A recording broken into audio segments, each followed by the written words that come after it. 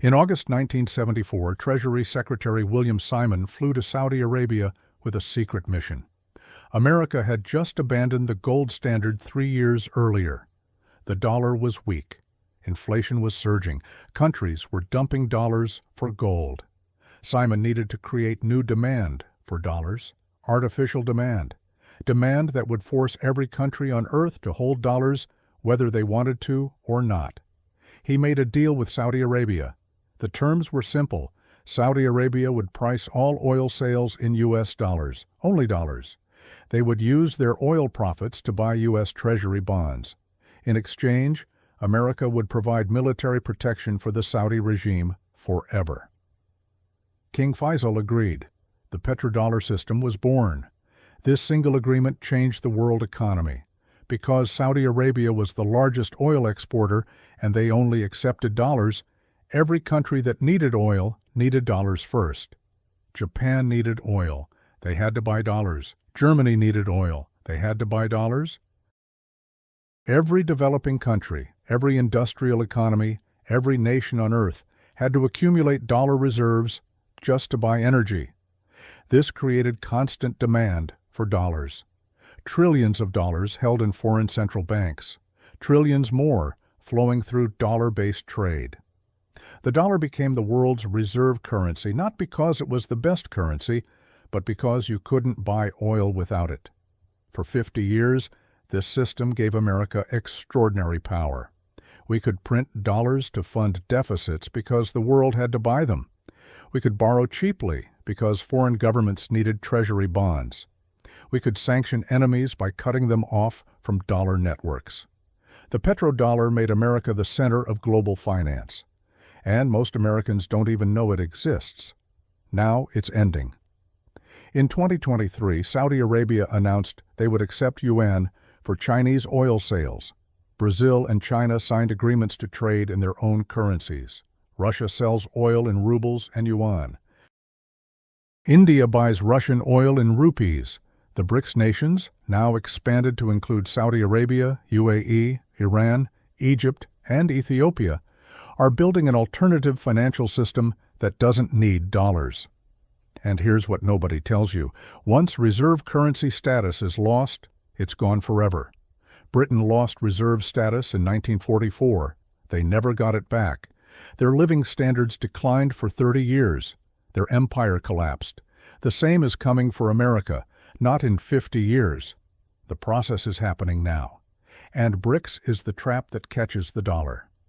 Let me show you the 3 mechanisms ending dollar dominance, why BRICS expansion accelerates the collapse, and what happens to American living standards when the world stops needing dollars. Mechanism 1. The petrodollar unravels. The petrodollar system worked because Saudi Arabia was the swing producer. They controlled the marginal barrel of oil. Their pricing decisions determined global oil markets. When Saudi Arabia said dollars only, the world complied. Not because they loved America, because they had no choice. But Saudi Arabia's position has changed. In 1974, they were the world's largest oil exporter and America's strategic ally against the Soviet Union. Today, their largest customer is China, and they're hedging their bets. In March 2023, Saudi Arabia announced they would accept yuan for Chinese oil sales. This was a symbolic break from 50 years of dollar-only pricing. But it's more than symbolic. China buys 1.5 million barrels of Saudi oil per day. That's $45 billion per year. If that trade shifts to yuan, $45 billion in annual dollar demand disappears. And Saudi Arabia isn't alone. Russia, the world's second-largest oil exporter, now sells oil in rubles, yuan, and rupees. After 2022 sanctions, they were cut off from the dollar system, so they built alternatives. India buys Russian oil in rupees. China buys in yuan. The ruble-yuan trade has increased 8,000% since 2021. Iran has sold oil in yuan for years. Venezuela sells to China in yuan. These aren't major oil powers, but they prove the concept works. Oil can trade without dollars. And here's the domino effect.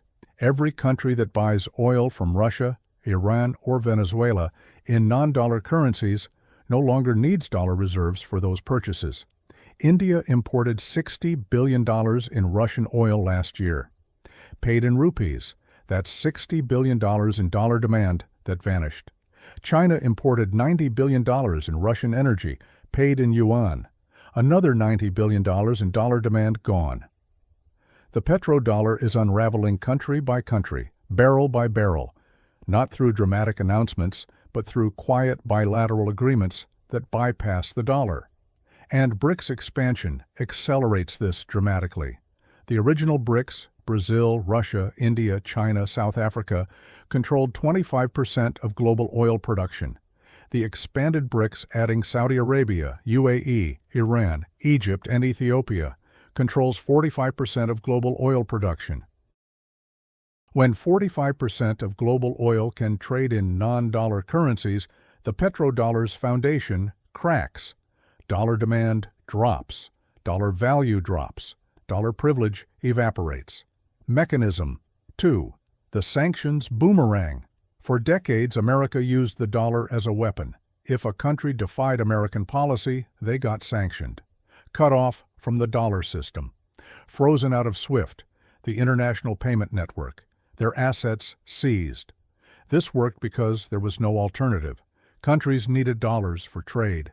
Being cut off meant economic collapse. Iran, Venezuela, North Korea all suffered under sanctions because they couldn't escape the dollar system. Then America sanctioned Russia, and everything changed. In February 2022, after Russia invaded Ukraine, America and Europe froze $300 billion in Russian central bank reserves. Assets Russia held in Western banks vanished with a keystroke. This was supposed to cripple Russia. Instead, it terrified everyone else. Because here's what every foreign government learned. Dollar reserves aren't safe. If America decides you're an enemy, your dollars can be seized instantly. Decades of careful reserve accumulation, gone in a day. China noticed. They hold $3.2 trillion in foreign reserves, most in dollars and dollar-denominated assets. If America sanctioned China over Taiwan, that $3.2 trillion could evaporate. Saudi Arabia noticed. They have $400 billion in reserves. India noticed. $600 billion. Every country holding dollar reserves suddenly realized those reserves existed at America's pleasure. The sanctions on Russia didn't just punish Russia. They advertised that the dollar is a weapon that can be used against anyone. And countries responded rationally, reduced dollar exposure. China has decreased Treasury holdings from $1.3 trillion to $775 billion since 2018, a $525 billion reduction. They're selling dollars and buying gold. Russia eliminated nearly all dollar reserves before the sanctions hit. They saw it coming. Saudi Arabia is diversifying. UAE is diversifying. India is diversifying. Every country that might ever have a policy disagreement with America is reducing dollar holdings. Here's the mechanism that kills the dollar. When countries sell dollar reserves, they sell treasury bonds. When they sell treasury bonds, prices fall and yields rise. When yields rise, America's borrowing costs increase. America has $38 trillion in debt. Every 1% increase in interest rates costs $380 billion per year in additional interest payments. The sanctions on Russia didn't weaken Russia enough to change the war, but they started a global movement away from dollar reserves that will cost America trillions. This is the sanctions boomerang. The dollar weapon, used too aggressively, made the world build alternatives. Mechanism 3. The BRICS financial infrastructure. Abandoning the dollar requires more than desire. It requires infrastructure, payment systems, settlement mechanisms, trade financing, credit networks. For 80 years, the dollar provided this infrastructure: SWIFT for messaging, FedWire for settlement, dollar correspondent banking for trade finance. The infrastructure was so dominant that alternatives seemed impossible. BRICS is building the alternative. China's cross-border interbank payment system called CIPS, launched in 2015. It's a direct competitor to SWIFT. Banks can send payments in yuan without touching the dollar system. By 2023, CIPS processed 14 trillion in transactions. Over 1,400 financial institutions in 100-plus countries participate. It's not as large as SWIFT yet, but it's growing 50% per year. Russia developed SPFS, their equivalent system, after Crimea sanctions in 2014. It connects Russian banks and handles domestic payments. Now they're linking SPFS to CIPS, creating a combined system. India's UPI payment system processes $1.5 trillion annually. Brazil's PIX processes $800 billion. These domestic systems are being connected to allow direct settlement without dollars. The BRICS are also discussing a common settlement currency, not a single currency like the euro, a basket currency for trade settlement. Countries keep their own currencies domestically, but use the basket currency for international trade. This isn't theoretical. The BRICS New Development Bank already lends in local currencies. China's bilateral swap agreements allow direct currency exchange with 40 countries. Russia and China trade directly in rubles and yuan. The infrastructure for dollar-free trade exists. It's growing. And BRICS expansion multiplies its reach. When Saudi Arabia joins the BRICS payment infrastructure, oil can flow from Saudi Arabia to China, settled entirely in yuan. No dollars needed. When UAE joins, another $40 billion in energy trade can bypass dollars. When Egypt joins, Suez Canal tolls could be paid in yuan. The network effects work in reverse now.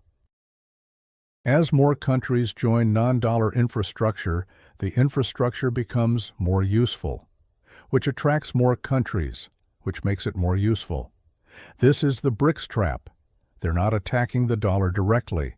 They're building an alternative that makes the dollar unnecessary, and once the alternative is good enough, the switch accelerates. The acceleration, BRICS expansion. In August 2023, BRICS invited 6 new members: Saudi Arabia, UAE, Iran, Egypt, Ethiopia, and Argentina. Argentina later declined, but 5 countries joined, more than doubling the bloc. This wasn't random. Look at who joined. Saudi Arabia, the swing oil producer, petrodollar linchpin, now part of an anti-dollar bloc. UAE, Middle East financial hub, $700 billion sovereign wealth fund, oil exporter. Iran, American enemy already outside the dollar system, validates alternative infrastructure works. Egypt, Suez Canal, 110 million people, gateway between Middle East and Africa. Ethiopia, 120 million people, fastest growing African economy. The expanded BRICS now includes 45% of world population, 37% of global GDP in purchasing power terms, 45% of global oil production, 5 nuclear powers, the world's factory, China, the world's pharmacy, India, the world's breadbasket, Brazil, the world's energy reserves, Russia, Saudi Arabia, UAE, Iran. This is a bloc that can trade among themselves without needing anything from the West. Food, energy, manufactured goods, technology, labor, all within BRICS, and more countries want to join. Turkey applied, Indonesia applied, Algeria, Kazakhstan, Nigeria, Thailand, Vietnam, all expressed interest. Over 40 countries have requested BRICS membership or partnership. Why? Because BRICS offers an alternative to dollar dependency. Countries can trade without American permission. They can hold reserves without fear of seizure. They can develop without IMF conditions. Every country that joins BRICS is one more country that doesn't need dollars for trade within the bloc. The dollar's share of their reserves and trade settlement declines. If BRICS expands to include Indonesia, Nigeria, Turkey, and Vietnam, the bloc covers 55% of world population, 45% of global GDP, 50% of oil production, 60% of natural gas reserves. At that point, Dollar dominance isn't declining. It's over. Half the world can trade in non-dollar currencies. The other half has to adjust. The mathematics of reserve currency loss. Here's why dollar reserve loss is catastrophic for America. Currently, foreign governments and institutions hold approximately $7 trillion in U.S. Treasury bonds as reserves, plus another $6 trillion in dollar-denominated assets. Total foreign dollar holdings, approximately $13 trillion. This creates demand for dollars. Countries buying treasuries bid up prices and lower yields. This lets America borrow cheaply. The U.S. government pays about 3.5% on debt instead of the 5 to 7% they'd pay without reserve currency demand. On $38 trillion in debt, that 2 to 3% savings is $760 billion to $114 trillion per year. That's the reserve currency subsidy, free money from the rest of the world. Now imagine BRICS countries reduce dollar reserves by half over 10 years.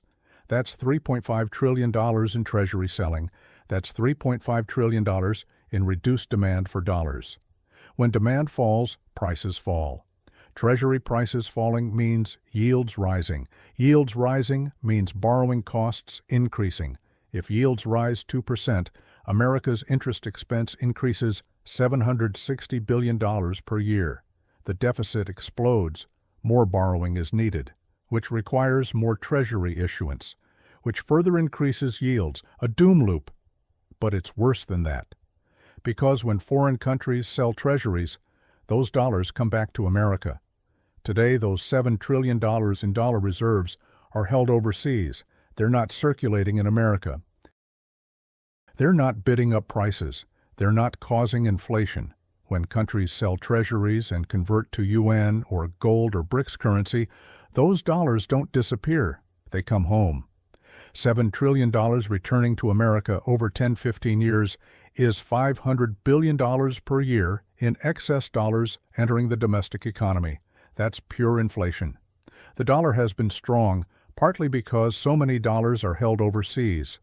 If those dollars come home, while the Fed can't raise rates, because the government can't afford higher interest payments, the dollar collapses.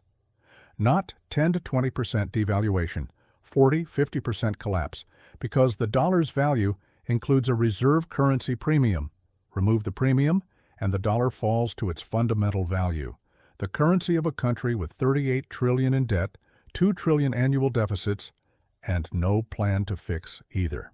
What life looks like after. When Britain lost reserve currency status between 1944 and 1971, British living standards declined 25% relative to America. Imports became expensive. The empire couldn't be maintained. Military spending was slashed. Social programs were cut. The same awaits America. Without reserve currency privilege, America can't borrow at artificially low rates. Interest expenses consume the budget. Default or inflation become the only options. Without reserve currency demand, the dollar's purchasing power drops. Imports cost more. Everything made overseas, electronics, clothes, cars, becomes 40% more expensive. Without the ability to sanction through dollar networks, American foreign policy loses its primary tool. Countries that ignored American demands faced financial destruction. Without that threat, they'll ignore America openly. Here's what changes. Gas. Oil priced in dollars keeps prices stable for Americans. Oil priced in a basket of currencies means the dollar's exchange rate directly affects gas prices. A 40% dollar decline means gas goes from $3.50 to $5. Imports. America imports $3.2 trillion per year. Goods from China, electronics, furniture, clothes. A 40% dollar decline means $1.28 trillion more expensive. That's $10,000 per household per year in increased costs. Interest rates. Without foreign demand for treasuries, rates rise. Mortgages go from 7% to 10%. Car loans go from 8% to 12%. Credit card rates go from 24% to 35%. Housing becomes unaffordable. Cars become unaffordable. Debt becomes crushing. Government services. Interest expense at 10% on $38 trillion is $3.8 trillion per year. Total federal revenue is $4.4 trillion. Interest alone consumes 86% of revenue. Social Security, Medicare, military, all get cut. This isn't speculation. It's what happened to Britain. It's what happens to every country that loses reserve currency status, and it happens faster than people expect. Britain's decline took 30 years, but the critical period was just 5 years, 1944 to 1949. Once the turn started, it accelerated. The dollar's turn has started. BRICS is the mechanism. The timeline is 5 to 15 years. The trap closes. Here's why it's called the BRICS trap. America can't stop it. Sanctioning China would accelerate de-dollarization, not slow it. Sanctioning Saudi Arabia would collapse the petrodollar entirely. Military action against BRICS is impossible. They have nuclear powers. America can't compete with it. Offering better terms requires reducing sanctions, opening markets, treating other countries as equals. American policy moves in the opposite direction. America can't outlast it. Every year, BRICS infrastructure improves. More countries join, more trade bypasses the dollar, the network effects compound. And here's the trap. America's aggressive sanctions policy in 2022 accelerated the very de-dollarization that threatens American power. By using the dollar as a weapon against Russia, America convinced the world to build weapons-proof alternatives. Russia wasn't destroyed by sanctions. They found workarounds, sold oil to India and China, used yuan and rubles. Their economy adjusted. But America's reputation was destroyed. Every country now knows dollar reserves can be seized. Every country is diversifying. The sanctions that were supposed to demonstrate dollar power instead demonstrated dollar danger. Countries learned the lesson. Don't depend on dollars because America might confiscate them. BRICS is the organized response, a coalition of countries that collectively decided never again will we be vulnerable to dollar weaponization. And once that decision is made, it doesn't reverse. The infrastructure gets built, the alternatives mature, the dollar becomes one currency among many, not worthless, just not special, not the reserve currency, just a currency. The truth they won't tell you. The American standard of living for the past 50 years has been subsidized by the world. The petrodollar forced foreign countries to hold dollars. Reserve currency status let America borrow cheaply. Trade deficits were financed by countries that had no choice but to accumulate dollars. That subsidy is ending. BRICS isn't an economic alliance. It's an escape plan. Countries escaping the dollar trap that Nixon and Kissinger built in 1974. And here's what nobody in Washington will admit: there's no way to stop it. The sanctions playbook doesn't work when the target is half the world. Military force doesn't work against nuclear powers. Economic pressure doesn't work when the pressured countries control 45% of oil production. The only option is adaptation. Prepare for a world where the dollar is one currency among several, where America borrows at market rates like everyone else, where imports cost more and exports matter. But Washington isn't adapting. They're doubling down on sanctions, confrontation, and dollar weaponization. Every aggressive action accelerates the BRICS alternative. The trap closes tighter with every sanction, every asset freeze, every threat.